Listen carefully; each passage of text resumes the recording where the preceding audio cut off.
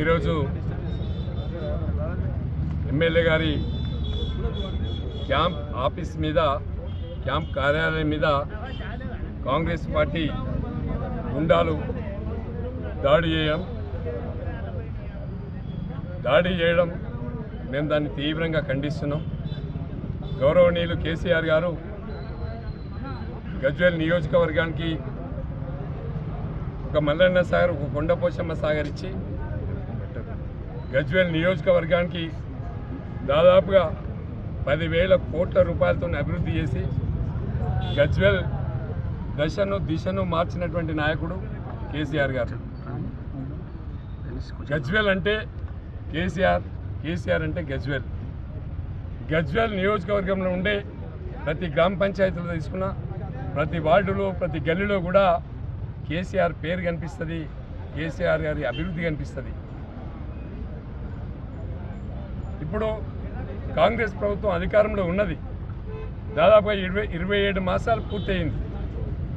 27 మాసాలు పూర్తయితే కేసీఆర్ గారు చేసినటువంటి అభివృద్ధి తప్ప గజ్వేల్లో ఏమీ కనిపించట్లేదు. కేసీఆర్ గారు అధికారంలో ఉన్నప్పుడు ఈ నియోజకవర్గంలో చాలా అభివృద్ధి కార్యక్రమాలు చేపట్టి కొన్ని బ్యాలెన్స్ వర్కులు ఉండే వాటికి కూడా కేసీఆర్ గారు 185 కోట్ల రూపాయలు శాంక్షన్ ఇచ్చిండు.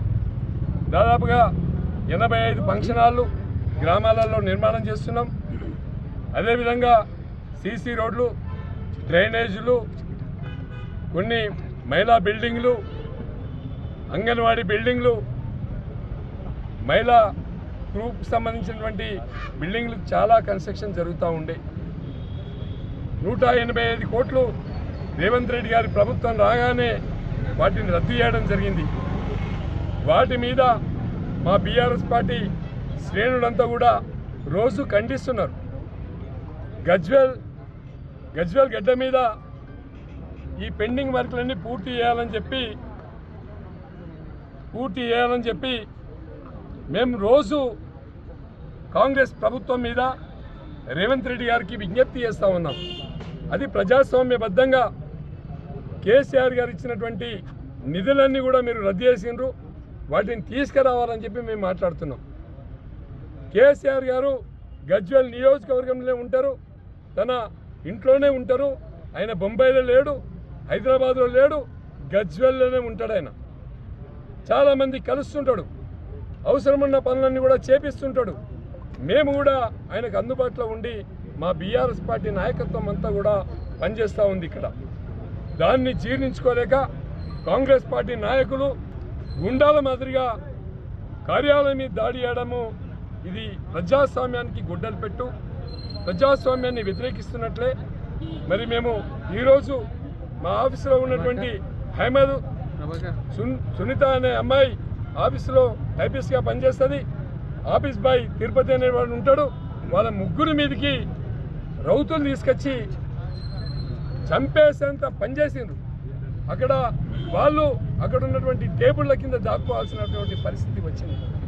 ప్రాణ రక్షణ కోసం టేబుల్ కింద దాక్కొని కాపాడుకున్నారు. రౌతులు తీసుకొచ్చి, సుత్తలు తీసుకొచ్చి, లాఠీలు తీసుకొచ్చి అక్కడ ఎవరున్నా మర్డర్ చేసే ప్రయత్నం చేశారు. అంటే ప్రజాస్వామ్యంలో మా పోలీస్ స్టేషన్ కీకపెట్టులో ఉన్నటువంటి క్యాంప్ ఆఫీస్కే భద్రత లేకుంటే ఈ ప్రభుత్వంలో ఇది ప్రజాపాలన, గుండాల పాలన అది ప్రజలకు అర్థం చేసుకునేటువంటి రోజు దగ్గరలో ఉంది. మేము ఇప్పుడు రిప్రజెంటేషన్ ఒకటి కంప్లైంట్ ఇవ్వడం జరిగింది. వచ్చినటువంటి గుండాలందరినీ కూడా మేము పెన్ డ్రైవ్లో పెట్టి, మరి ఇక్కడ ఉన్నటువంటి SHO సిఐ రవి గారికి కంప్లైంట్ ఇచ్చినాం. వాళ్ళ మీద వెంటనే చర్యలు తీసుకోవాలి, అరెస్ట్ చేయాలి. అరెస్ట్ చేసి 24 గంటల్లో అరెస్ట్ చేయాలి. 24 గంటల్లో అరెస్ట్ చేయకుంటే చర్యకు ప్రతి చర్య ఉంటుంది. మమ్మల్ని ఎవరు కూడా కంట్రోల్ చేయలేరు. బీఆర్ఎస్ పార్టీకి గజ్వేల్ నియోజకవర్గంలో 93,000 సభ్యత్వం ఉంది. ఇంటికి ఒకరు వచ్చినా కూడా 20,000 మంది గజ్వేల్లో వస్తారు. మరి వచ్చినప్పుడు ఎవరిని కంట్రోల్ చేసుడు మాకు సాధ్యమయ్యే పని కాదు. కాబట్టి చట్టబద్ధంగా మీరు చర్యలు తీసుకోవాలి, అరెస్ట్ చేయాలి, జైలుకు పంపించకుంటే మరి పరిస్థితి తీవ్రంగా ఉంటుందని చెప్పి ఈ సందర్భంగా హెచ్చరిస్తున్నాం. సోమవారం రోజు ప్రజాస్వామ్యబద్ధంగా ఈ దాడికి నిరసనగా గజ్వేల్ బంద్కు పిలిపిస్తున్నాం. గజ్వేల్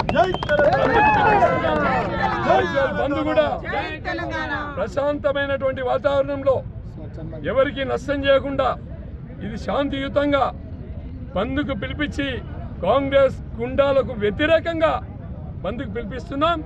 మళ్ళీ ఇలాంటిది పునరావృతం కాకుండా పోలీసులు చర్య తీసుకోవాలని చెప్పి విజ్ఞప్తి చేస్తున్నాం.